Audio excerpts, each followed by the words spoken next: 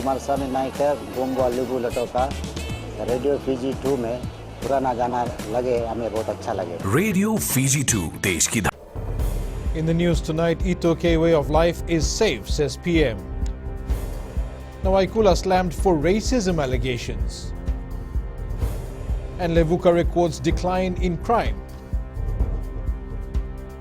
From the studios of FBC Suva, Edwin Nunn.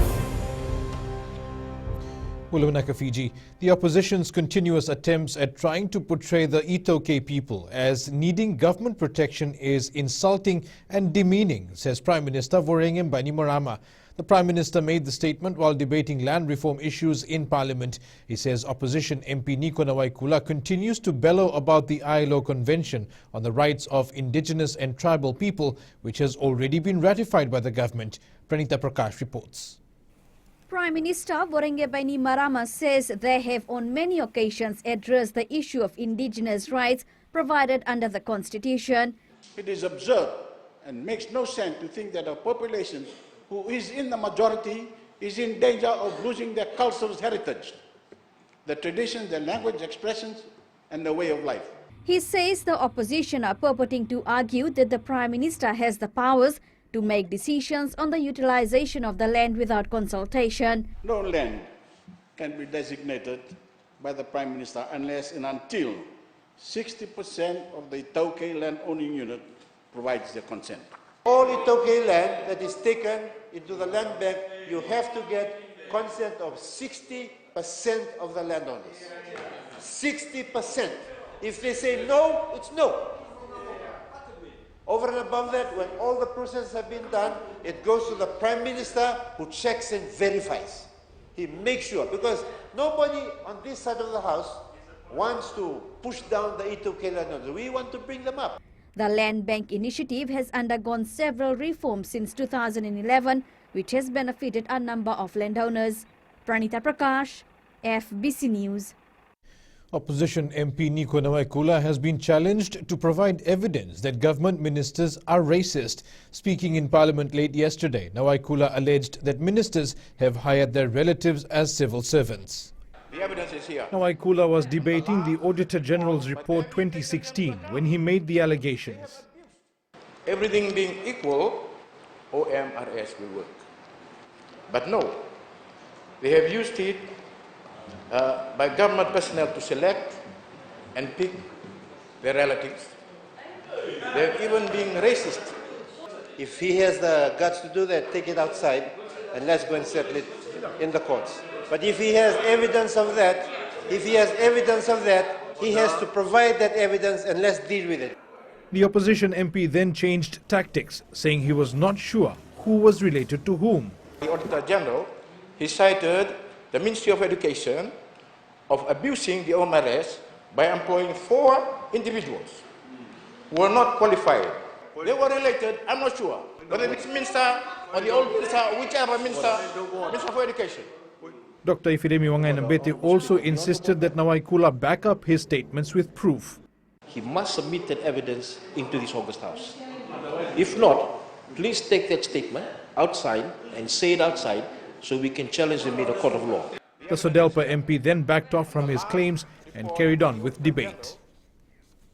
Minister for Infrastructure Chone Usomate says the Water Authority of Fiji has a master plan for major towns and cities. Speaking in Parliament this morning, Usomate confirmed this plan will be the roadmap for future projects to address water supply issues. Apanisa Wangairandovo reports. The Water Authority plans to build assets that will last longer. Building a resilient infrastructure that caters for the needs for the present and future is the main goal of the master plans. Usomate says intermittent supply remains a major issue, mostly because of outdated assets. National Federation Party Member of Parliament Pio Tigundundua claims it's been 11 years and the government reforms are not working. Water continues to diminish. The very simple things like water resupply, trucks getting to their households when water is disrupted between Nosori and Suvo, even down to Rewa and the deltas of Tegebu, and let alone Lambasan water and Lotoka. The reform has not worked, Honourable Speaker. Our Fiji 266 billion Rewa water supply project will supply much needed water with a capacity to supply an additional 40 megaliters or 40 billion liters a day of water into the Greater Suva area. This huge investment will come into fruition by the year 2022. The minister says there has been a 15% increase in the number of households connected to the WEF system since 2010. There are 145,256 households connected to the system. Apinisongarandobu, FBC News. Levuka has seen a significant reduction in crime over the past few months. Acting Tui Levuka Ratu Chope Singaruarua says it's worth noting that police officers are beefing up operations to make it safer for residents of Ovalau. Josiah Nanunga filed this story from Ovalau. Minimal criminal activity recorded in this colonial setting is a bonus for the relevant authorities. It's pleasing to see young people here in Levuka involve themselves in commercial agriculture for their sustenance. A good number of them have gone to New Zealand and Australia under the seasonal work program. Ratu Chope says most youths are investing in Yangona and Dalo farming. He adds they aim to maintain the reputation and authenticity of the old capital.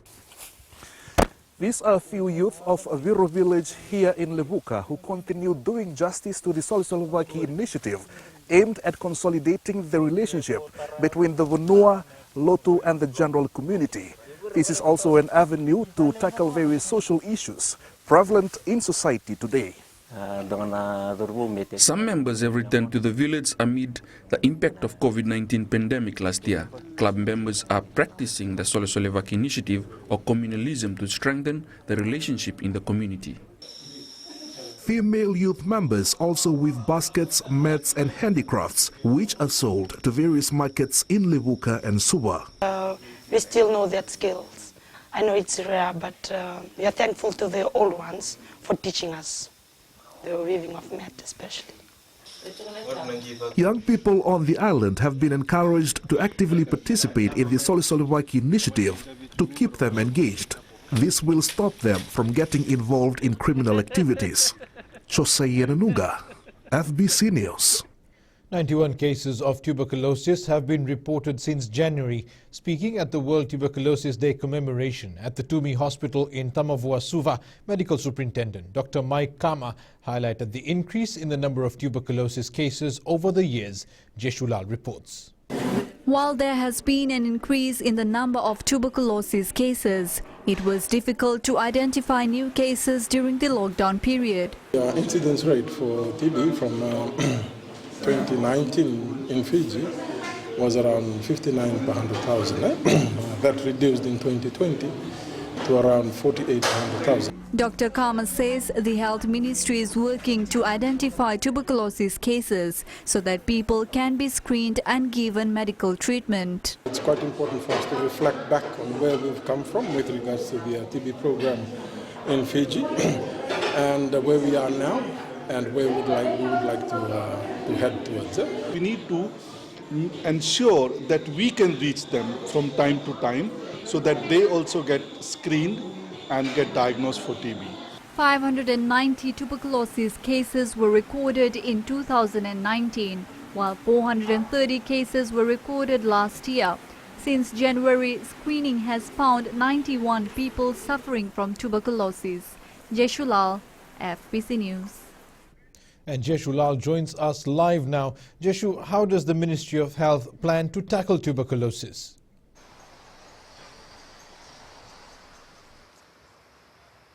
Thank you, Edwin. There has been an increase in the number of tuberculosis cases in Fiji and the Pacific. Globally, in the year 2019, over 10 million people were diagnosed with this disease. The Health Ministry, in collaboration with the World Health Organization, has implemented a TB program that has been for the people of Fiji. With the availability of conventional anti-TB drugs, TB is a curable disease in Fiji and across the globe. Edwin. Thank you, Jeshu. Up ahead, cyclone-affected farmers receive seedlings. And more revelations in multi-million-dollar drug trial.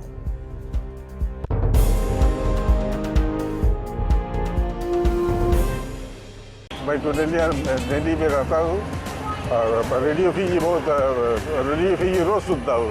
Radio Fiji 2 देश की धड़कन.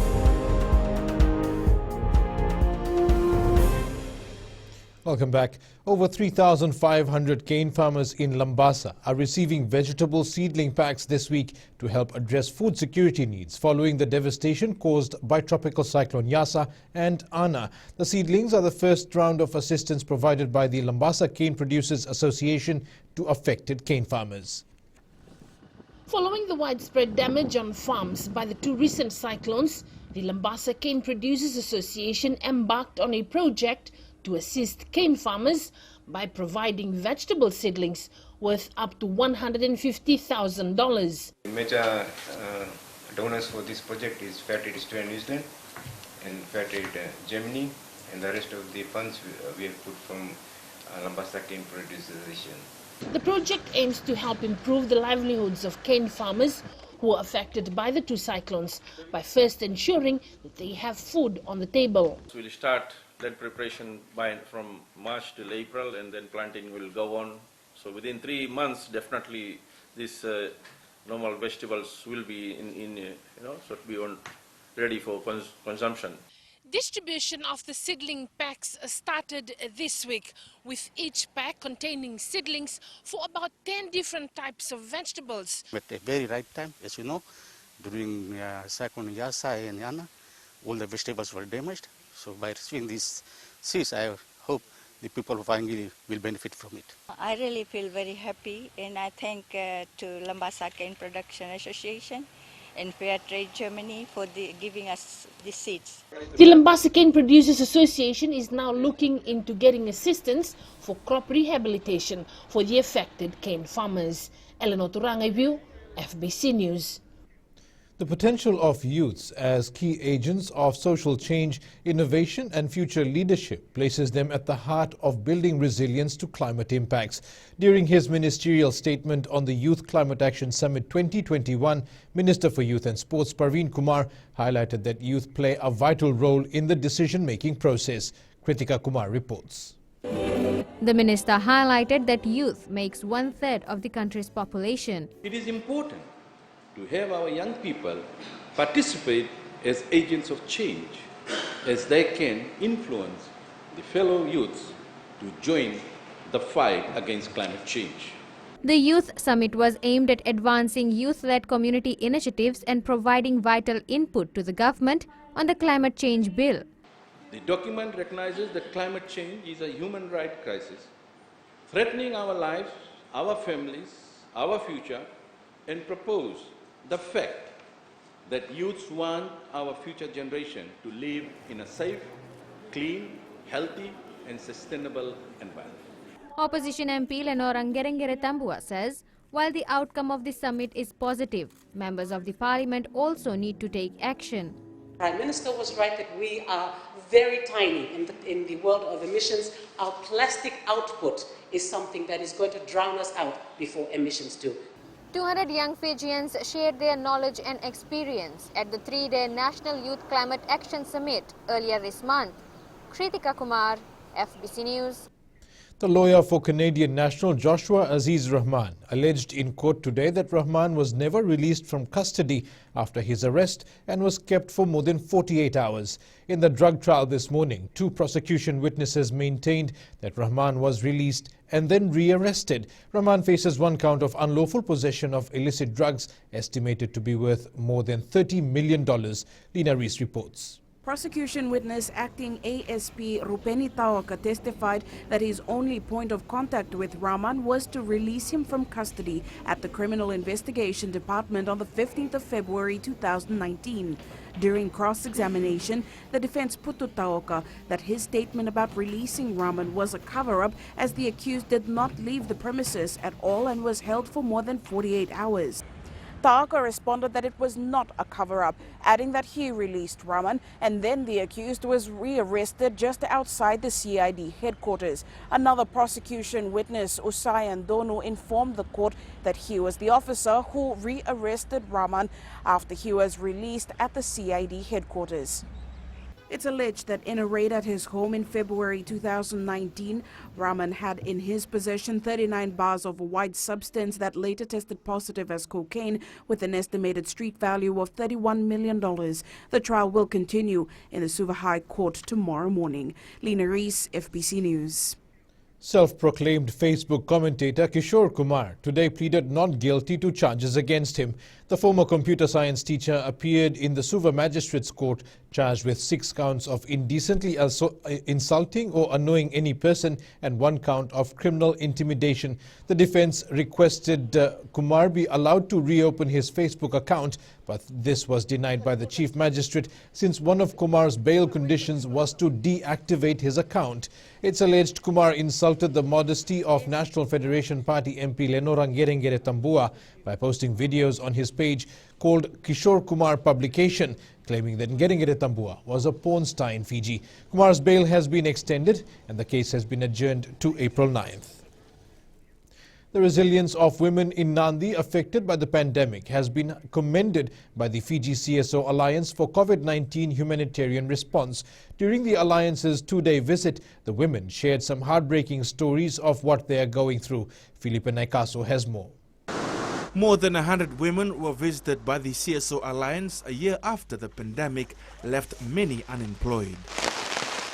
We have to talk about the resilience of these women, that women are owning their survival, struggling to survive, and they're owning it. Following their meeting with women in Nandi, the CSO Alliance Group will now take up these issues directly with the ministries and relevant authorities. The women said that this was a real consultation for them because their voices, we let them talk, they talked, we facilitated. Just a few weeks ago, my place got robbed and I had reported it to the police station at Sambeto. Nothing else got stolen in the house. Our valuables were still there, our farm equipment. Only food was stolen. The CSO Alliance Group has also assisted at least 10 families daily with food packs on top of other assistance. We have provided, pulled out something like 13,000 families have been given seedlings in the last 9 months. 984 people have gone through different livelihood trainings. The group is planning to visit other areas and get more feedback from women. Felipe Naikaso, FBC News. A 7-year-old is the youngest future director of a company to sponsor a category in the upcoming National Disability Awards. Named after him, Zayden Investment Trading at Bell's Merchandise Fiji Limited today handed over a $5,000 sponsorship check for the Sportsperson of the Year. Mother and sole director for Zayden Investment, Belinda Williams, says this is the first year her son's business is being part of an award which will empower persons with disabilities. Williams says Zayden is passionate about sports and the sponsorship will contribute to encouraging students in the disabled community to take up sporting activities. The awards will be held on Saturday at the FMF Gymnasium in Suva. And now we turn to business with Apanisa. Thanks, Edwin. Coming up, water bill grace period ends this month. And more Fijians apply for home grant. Stay with us.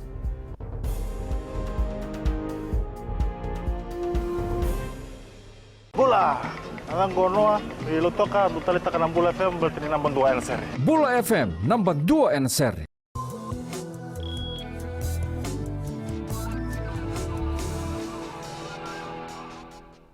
Welcome back. The textile clothing and footwear industry has been booming in the last few months due to the increased exports to countries such as Australia and New Zealand. TCF Council President Michael Taula says while factories that supply internationally are reporting good sales, but those who operate for the local market are still struggling. Kelly Vadala reports. At some TCF businesses, staff have returned to work, resumed their normal wages and even picked up some overtime hours as well. Export factories are doing very well. Obviously everybody had a bit of a slow start because we didn't really know what was happening in our target markets of Australia and New Zealand. But those that manufacture for the local market have had a big struggle. Michael Towler says sportswear and high-tech garments are in demand. Garments, things like firemen's uniforms and police and emergency services uniforms, they're all made in several factories in Fiji. Workwear is a big export for the Fiji industry. For many, COVID-19 has been a blessing in disguise. With the export business doing well and majority of staff back at work, it's now about sustainability and consistency. Fridays when we get our pay now, we're happy. We're getting more than what we getting it before the COP. I usually go home at about 5. Now it's about 7 or 6 o'clock. We're working on Saturdays. So we're very busy now, beginning of the year. The TCF industry has also educated returning staff on the importance of financial literacy to ensure they can sustain themselves within their income. Kelly Vadala, FBC News. The Water Authority of Fiji is reminding customers that the grace period on paying water bills ends next Wednesday. The grace period was part of WEB's assistance to COVID-19 affected Fijians, and Chief Executive Barry Ahmedson says they didn't want Fijians to be disconnected from water services when there was a lot of confusion and fear. Commercial customers and institutions will need to clear all outstanding payments by next Wednesday. All residential customers will need to clear at least 50% of their outstanding payments by April 30th and enter into a payment plan that ensures outstanding accounts are cleared by December 31st. Sinifa from HFC Bank joins us now with the latest from the money market. Good evening. The US dollar approached a 4-month high today as concerns over a third wave of COVID-19 in Europe, potential US tax hikes, and escalating international tensions weakened the appetite for riskier currencies. The safe haven Japanese yen was broadly stronger, while Wall Street stocks and crude oil tumbled as investors weighed the outlook for global growth. With the tensions growing between China and the Western world, the trade concerns could only make the market more nervous. Outlook expectations for the Eurozone remain gloomy. Amid rising speculation and expectations of tighter coronavirus restrictions in major Eurozone economies, investors have little reason to buy euros. Meanwhile, the Aussie dollar, considered an indicator of risk, weakened to as low as 76 cents US, a level not seen since early February. That's all from HFC Bank for now. Vinaka. Here are the local exchange rates as set early this morning. It was a mixed day for the Fiji dollar, which gained against the currencies of our two major trading partners, the Aussie dollar and the Kiwi dollar. It slipped against the other foreign currencies we cover. Prices were falling on the commodities market. The price of oil dropped sharply to just below $58 per barrel. Gold was down slightly at $1,731 per ounce, and silver closed down at $25.23 per ounce.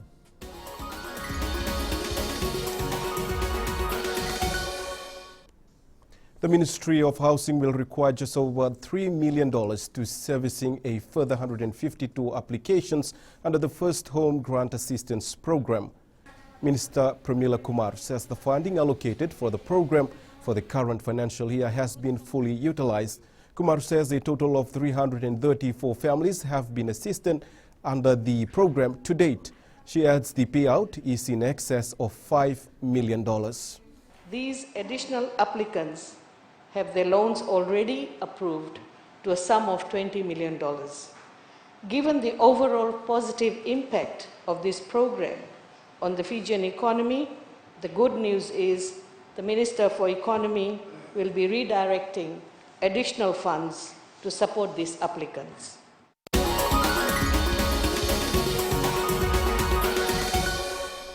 That's all from Business Tonight. Jamie joins us next with the latest from sports.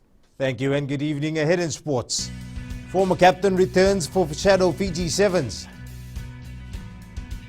And weather affects national football team's preparations. This and more coming up.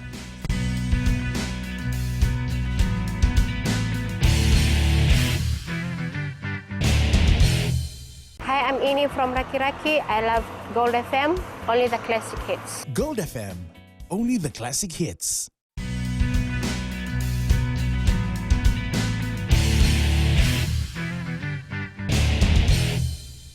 A formidable shadow national side will feature in the Fiji Bitter Sapphire Marist Sevens, which kicks off tomorrow, giving some players who've been out of action due to injuries some much-needed game time at the tournament. Aquila Dama has more.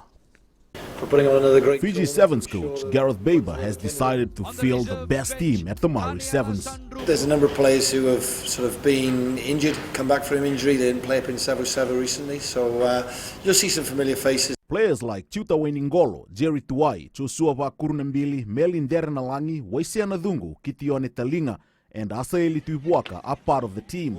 However, Baber is glad to have a former captain back. Karina Soko will be back in, playing in a Fijian jersey again, which is good to see. To see him come through an ACL reconstruction, nearly get to an Olympics, that not happen, and then fight his way back in fitness is good to see. There's some young players in there as well. Sireli Mangali will be playing with us. Anisi Rotove will be playing as well. There's some boys who haven't had the exposure as others have. Organizers are excited with the inclusion of the Shadow Fiji Seven side, who will be part of something special. It is again another first in the world, and also we introduced two firsts. One is the new format that we devised, and the second is the bonus yellow card, red card system. The Fiji Shadow team is in Pool G with Moala Wonokula, NYB Rugby, and Paradise Beverages Fiji Gold. Aquila Dama, FBC Sports. Former National Sevens stars will be in action for the Life After Rugby Sevens team at the Maris Sevens tournament. They include Olympian Vatemo Rabovo, Emosi Mulevoro, and Sebuloni Modenadangi. Tali Materikula has more. Back together after quite some time, these veterans will add spice to the young LAR Barbarians. The inclusion of these experienced players is a major boost for the younger ones in the team. They are physically fit and they will bring a wealth of knowledge and skills to the team. I know this will be a moral boost to the younger players. Former Fiji Sevens playmaker Mulevoro hopes to impart his knowledge to the younger players in the best way possible. The team consists of several young players, and I'm ready to share my knowledge of the sport both on and off the field, just to help them improve on their game and help them reach pinnacle in rugby that we've never reached. The LAR Barbarians held its scrimmage session this morning with Angau Sevens team and the Fijian side. Coach Pio Tuai says they will need to work on their defense to be able to stamp their mark in the tournament. Defense will be our main weapon this weekend, especially playing during wet weather like this. We know the key will be in communication and good defense. The LAR Barbarians face Borderline Blues in the first pool match at 8:35 a.m. on Friday at Bidesi Park. Tali Materikula, FBC Sports. Coming into the Fiji Bitter Sapphire Marist Sevens for the first time will be a daunting task for the All Freight Logistics Naisongodeva Barbers. Made up of boys from the small village of Vukavu in Kandavu, the 12-member squad has high hopes for the three-day tournament. Karlaini Tavi reports. These players will not only be facing the giants of local sevens rugby, but will also try to learn as much as they can. This is the first time we are taking part in a tournament like this. We have exposure to learn more about sevens rugby. The team was fortunate enough to have received a timely assistance from the All Freight Logistics ahead of the Maori Sevens in the form of the team's uniform. They were so happy that they were able to find such people, such company that were able to support them. Coach Wesley Koroiwasa says they still need work on the technical aspects of the game. There's still a few areas we will need to work on, especially with the ball passing and defense, which we are ironing out this week before we start our Maori Sevens campaign. Naisongodeva Barbers will face B-Town Blues at 8 a.m. at Bidesi Park in Suva on Friday. Karlini Tavi, FBC Sports. The stage is set for the much-anticipated 45th Fiji Bitter Sapphire Maris Sevens tomorrow. There will be 38 men's, 8 women's, 16 youth and 2 fellow Fijian teams competing at the three-day event. The under-21s kick off the tournament tomorrow at ANZ Stadium at 8 a.m. with defending champs Dominion Brothers battling the Black Heron side. Marist women and Valkyries will open the women's competition at 9:50 a.m. The men's will start on Friday at 8 a.m. with the current champs Tambandamu battling Lami Cavaliers. Captains of all participating teams gathered today at the stadium. marking the start of yet another explosive Maris tournament. Adverse weather conditions have affected the national football team's training camp. The side marched into camp at the Bar Football Academy on Monday and have so far only had 2 outdoor training sessions due to the flooded ground. However, the side has been working on other areas. They are expected to play a friendly game with the Bar football team. We are working on from the first minute, we are working on our playing style philosophy. Now it's almost 3 months ago since we were collected last time, and we were interrupted by a cyclone, so we only had 3 days. So we just have to find back to our way of playing. The Oceania National Olympic Committees and the Pacific community signed a memorandum of understanding today that is set to benefit sports across the Pacific. This partnership will strengthen career pathways, technical expertise and administration skills across the region in sports. As part of the MOU, ONOC's Oceania Sport Education Program commits to accredit its courses against the Pacific Qualifications Framework. Recognition of sport and now its formal qualification through this partnership with the Pacific community means our Pacific people can have a better chance at sports performance, livelihoods, health and well-being.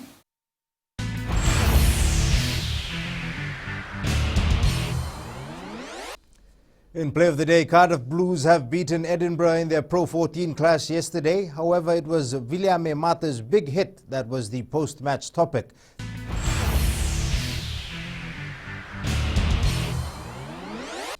That's it from Sports Tonight. In new media, Microsoft in talks to buy Discord. This and more coming up.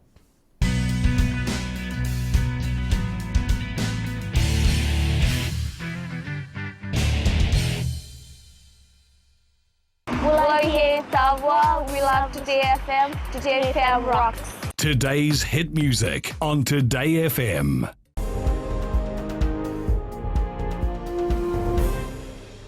Welcome back. In new media, Microsoft is in talks to buy Discord Inc., a messaging platform for gamers, for more than $10 billion. And Angie is up next with tonight's weather.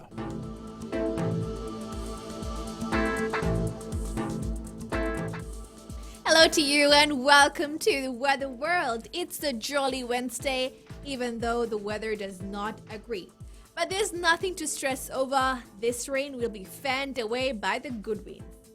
Now let's quickly hop onto the Western Division. The weather was somewhat semi-settled. I mean, it wasn't the way it usually is.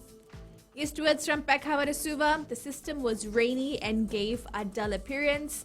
The night will have more showers. And up north, more showers are lined up for the night.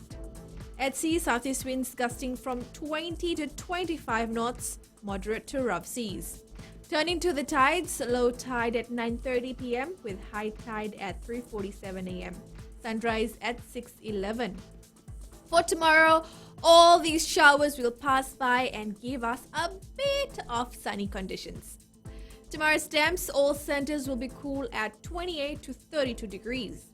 And looking further on to Friday, rain is approaching again. Hope that passes us so that at least we could enjoy bright conditions. That's all the weather news from my end. Have a great evening. It's back to Edwin. And in Fijian Pulse tonight, we ask, are you excited to finally see a Hollywood blockbuster movie on the big screen? Yes, I've been waiting for this moment because we really like to enjoy movies like late at night because you can feel the atmosphere. Yeah, I solely waiting for the theater to open so we can really watch and enjoy watching movies. Get that feeling and a better view of it, you know. And you know, the first time this movie coming like to the cinema, it's like you feel the temperature, you know.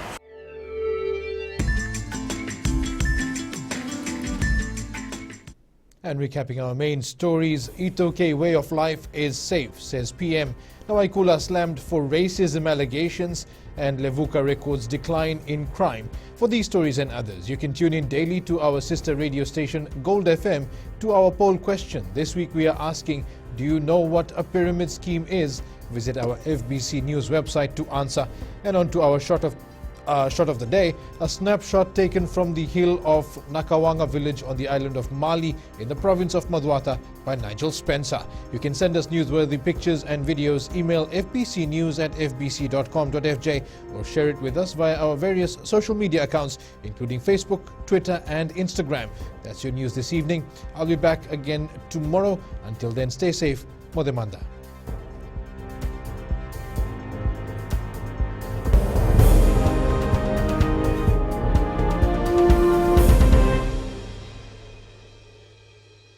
Hi, I'm Asalika and I'm from Lotoka and I love Today FM. Today FM rocks. Today's hit music on Today FM.